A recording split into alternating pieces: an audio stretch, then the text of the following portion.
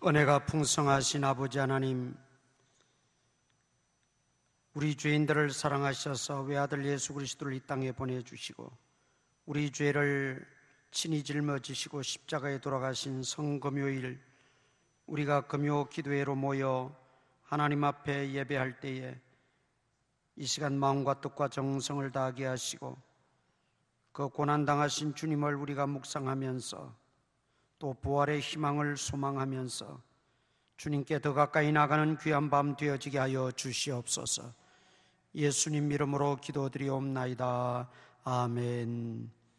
마태복음 7장 7절입니다. 마태복음 7장 7절에서 12절까지 한 절씩 교독합니다. 구하라 그리하면 너희에게 주실 것이요, 찾으라 그리하면 찾아낼 것이요, 문을 두드리라 그리하면 너희에게 열릴 것이니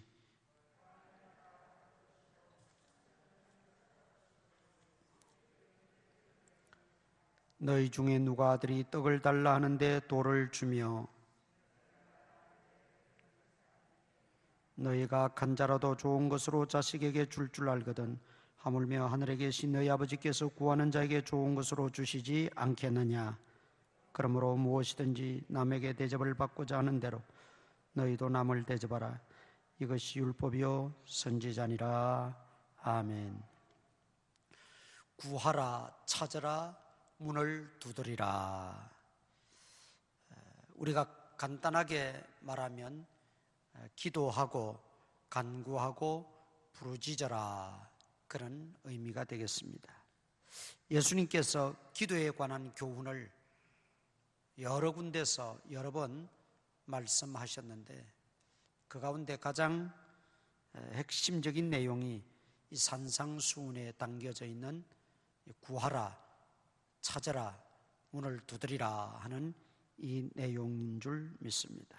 오늘 우리가 이 말씀을 통해서 기도와 또 그 위력에 대해서, 그 효력에 대해서 잠시 생각하면서 은혜를 받고자 합니다. 첫째, 기도는 시도해야 된다. 시작해야 된다. 기도는 시작하는 것이고 시도하는 것이다. 여기에 구하라, 찾으라, 문을 두드리라, 시작하라는 말씀입니다. 시도하라는 말씀입니다.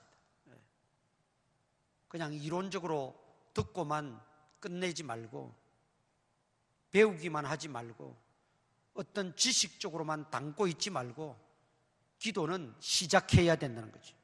기도는 시도해야 된다는 말입니다. 오병이어 기적의 현장에서 보면 수많은 사람들이 먹을 것이 없어서 굶는 것을 안타깝게 여기신 예수님께서 저들에게 먹을 것을 좀 제공하라고 했을 때 그들은 어디에서 이 많은 사람들을 다 먹일 수 있는 양을 얻겠습니까? 또 파는 데가 있어서 산다고 할지라도 200데나리온이나 되는 많은 돈을 들여야 되는데 어떻게 예수님이 그런 말씀을 하십니까? 라는 투로 제자들은 퉁명스럽게 받아들였어요. 그런데 그 제자들 가운데 안드레는 달랐어요. 안드레는 시도했어요. 시작했어요. 움직였어요. 뛰어다녀 보니까 아이가 자기 먹으려고 싸운 적은 도시락, 오병이어였죠. 그 오병이어를 발견하게 된 것이죠. 이것이 보잘것없고 적지만은 예수님에게 가져가면 예수님은 또다시 어떻게 시도하셔서 분명히 놀라운 일을 행하실 것이라는 믿음을 가지고 안드레는 그 아이의 도시락을 양이를 구해서 가져왔고 예수님에게 바쳤을 때 예수님이 그걸 받으시고 흡족히 여기시면서 축사하시고, 그 말은 감사 기도하시고 그 말입니다. 그리고 나누어 주었을 때 놀라운 기적이 그 현장에서 벌어지게 되고 모두가 목격하게 된 것이지요. 다른 제자들은 시작하지 않았어요. 시도하려고 하지도 않았어요. 그러나 안드레는 시작하고 시도했을 때 거기에 놀라운 기적의 역사가 일어났다는 것이죠. 기도도 마찬가지입니다. 기도는 시작하는 것이 중요합니다. 시도하는 것이 중요합니다. 구하라, 찾으라, 문을 두드리라. 구해서 안 되면 찾고, 찾아서 안 되면 두드리고, 구해서 안 되면 간구하고, 간구해서 안 되면 부르짖고, 부르짖어 안 되면 눈물로 통회하며 통한의 간구를 드리고 시도하라는 것입니다. 그런데 우리는 구하는 단계에서 안 되면 주저앉아 버리고, 찾는 단계에서 찾아내지 못하면 주저앉아 버리고 포기해 버리고 시도를 하지 않는다는 거죠. 기도는 시작하는 것이 중요하고 시도할 때 거기에 기적이 일어나는 것입니다. 시도하지 않으면 아무런 일도 일어나지 않습니다. 그러나 시도하면 거기에 하나님의 능력이 임하고 큰 역사가 나타나는 것을 알게 됩니다. 그 다음 구하라, 그리고 찾으라, 문을 두드리라. 여기에는 기도라고 하는 것은 예수님의 눈에 띄게 하는 것입니다. 우리가 기도하기 시작하면, 우리가 찾으려고 또 부르짖고 구하기 시작하면 우리가 주님의 눈에 띄게 된다 이 말이죠. 주님은 부르짖는 자의 소리에 귀를 기울이시고 간구하는 자의 소리에 항상 귀를 열어놓고 계시고 그 간구하는 심령을 향하시고 그들을 주시하십니다. 그래서 기도는 예수님의 눈에 띄게 하는 것입니다. 여러분, 예수님의 눈에 띄게 한다는 게 중요합니다. 삭개오 보세요. 삭개오는 예수님을 만나고자 하는 열망이 누구보다도 강했어요. 그러나 여러 가지 제약 조건 때문에 예수님 만날 길이 없었어요. 그러나 그는 예수님을 꼭 만나야 했어요. 예수님 눈에 띄어야 된다고. 그러려면 할 수 없이 그는 돌감람나무 위로 올라갈 수밖에 없었다는 것이죠. 그는 키가 작아 많은 사람들, 군중들 틈에서 예수님 눈에 띌 수가 없었어요. 그래서 그는 체면도 위신도 다 접어두고 돌감람나무 위로 올라가서 예수님 눈에 띄었고, 예수님이 삭개오야 내려오너라, 오늘 내가 너의 집에 머물러야겠다. 그런 놀라운 은총과 복을 받는 삭개오가 됐다는 것이죠. 예수님 눈에 띄는 게 중요합니다. 찾으라, 문을 두드리라, 구하라, 부르짖어라. 이것은 여러분 그렇게 시도하고 그렇게 시작할 때 예수님 눈에 띄는 것입니다. 예수님 눈에 띄게 하는 거예요. 예수님이 우리를 다 보고 계시지만, 다 아시지만 특별히 부르짖는 자에게 우리 예수님은 마음을 더 주십니다. 찾고 애쓰고 간구하는 자에게 우리 주님은 더 가까이 하신다 이 말이죠. 그래서 예수님 당시에 보면 병 고침 받기 위해서 예수님의 겉옷자락을 만졌다 그랬어요. 그 예수님에게 눈에 띄기 위해서. 그거는 당시 율법적으로나 당시 문화적으로는 있을 수 없는 일이에요. 여인이, 그것도 또 병든 여인이 그 남자의 옷을 만진다는 것은, 그것은 사회적으로 용납할 수 없는 일이었지만 예수님의 눈에 띌 때 내가 고침받는다는 그 확신이 있었기 때문에 그는 과감하게 예수님의 옷자락을 잡았다.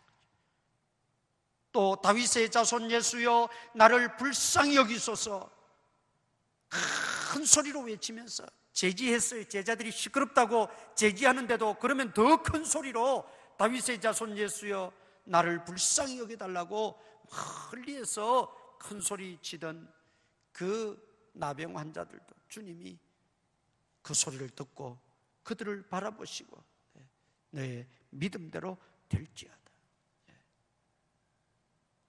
여러분, 기도는 예수님의 눈에 띄게 하는 것이라는 사실입니다.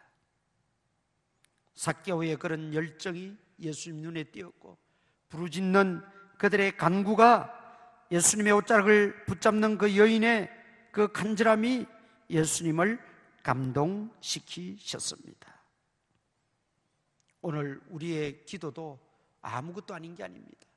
지금 당장에 무슨 현상이 벌어지지 않고 문제가 해결되지 않고 당장에 무슨 응답이 없다 할지라도 이미 예수님은 우리의 그 구하고 찾고 문을 두드리는 것을 통해서 우리를 주시하고 우리를 이미 보셨다는 사실, 우리는 그것으로 만족합니다. 그리고 때가 되면 주님은 반드시 우리 기도를 응답해 주실 줄 믿습니다. 세 번째, 구하라, 찾으라, 문을 두드리라. 이것은 기도에는 절망해서는 안 된다, 포기해서는 안 된다, 그 말입니다. 구하다 안 되면 찾아야 되고, 그래도 안 되면 문을 두드리고, 이것은 주님 앞에 점점 가까이 나가는 모습이죠. 기도는 하면 할수록 주님 앞에 더 가까이 나가야지, 기도하다가 중단해버리고 기도해버리고 포기해버리고 그래서 주님과 더 멀어져 버리면 오히려 이것은 안 하니만큼 못합니다. 기도는 끝까지 주님께 더 가까이 나가는 것이고, 기도는 끝까지 절망하지 않고 포기하지 않는 것, 그것이 오늘 예수님 우리에게 가르쳐 주신 교훈입니다. 38년 된 병자, 베데스다 목가에 38년 된 병자, 그 병을 앓은 횟수를 보면 지겹고 포기할 만하고 절망할 만하고 이제는 자포자기할 만한 그런 상황이었지만 그는 소망을 잃지 않았습니다. 다른 사람들은 다 물이 동할 때 뛰어들어가는데 나는 넣어줄 사람이 없어서 들어가지 못하고 있습니다. 그 말은 나를 넣어줄 사람만 있으면 나도 그 물속에 뛰어들겠습니다, 그런 이야기지요. 예수님은 그 중심을 보셨어요. 아직도 그 속에 살고자 하는, 낫고자 하는 그 열망이 있다는 걸 예수님은 아셨어요. 그래서 그 많은 병자들 가운데서도 특별히 그 38년 된 병자를 가까이 하셨고 그에게만 찾아가셔서 그를 일으켜 걷게 해 주신 것을 우리가 알 수 있습니다. 믿음의 다른 말은 절망은 없다입니다. 믿음의 다른 말이 불신앙이 아니 절망은 없다입니다. 포기할 수밖에 없고 절망할 수밖에 없는 지경에서라도 구하고 찾고 문을 두드리시기를 바랍니다. 이스라엘 백성들은 홍해 앞에서 다 절망해버렸어요. 다 자포자기해버렸어요. 그러나 기도하는 사람 모세는 절망하지 않았어요. 왜? 하나님을 향해서 기도할 수 있고 하나님의 능력을 경험할 수 있는 절호의 기회이기 때문에 모세는 절망하지 않았습니다. 기도의 사람은 절망하지 않는다는 거예요. 구하다가 안 되면 찾아야 됩니다. 찾아도 안 되면 문을 두드려야 됩니다. 기도 응답이 더디다고 주님과 점점 기도하면서 멀어지는 것이 아니라 구하고 찾고 문을 두드리고 주님께 더 가까이 나가야 된단 말이에요.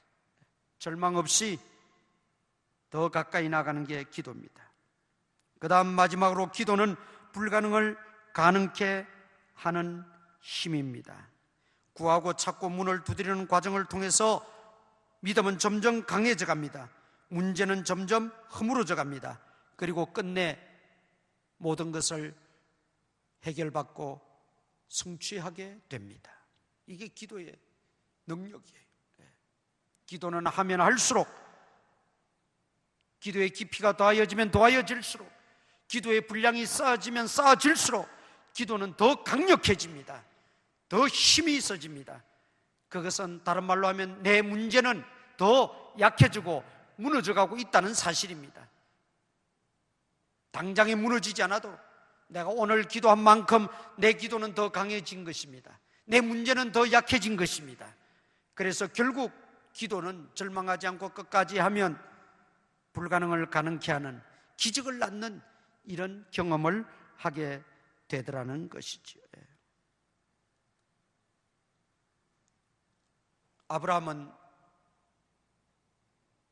약속의 아들을 받지 못했지만 그는 끝까지 낙심하지 않고 기도했습니다.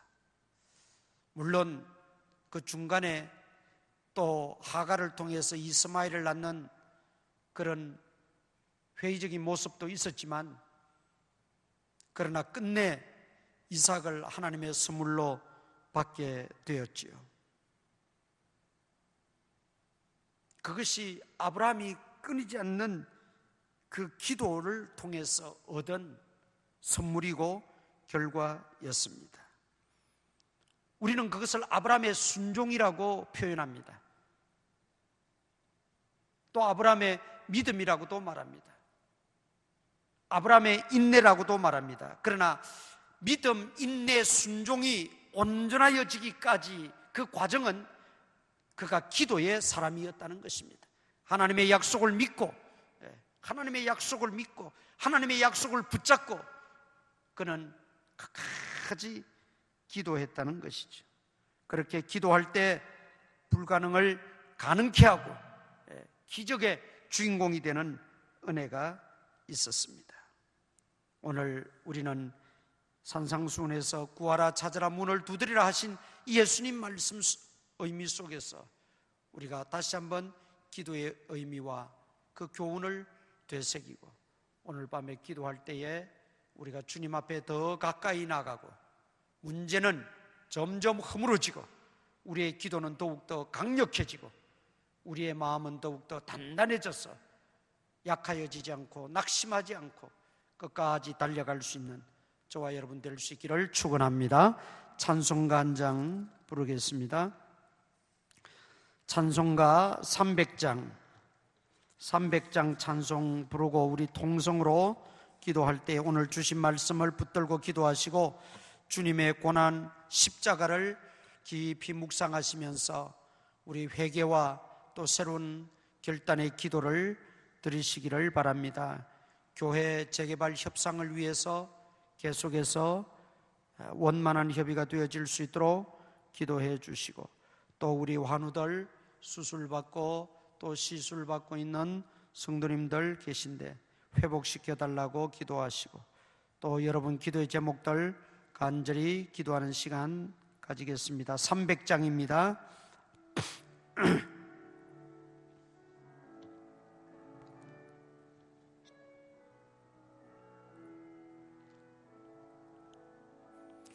내 맘이 낙심되며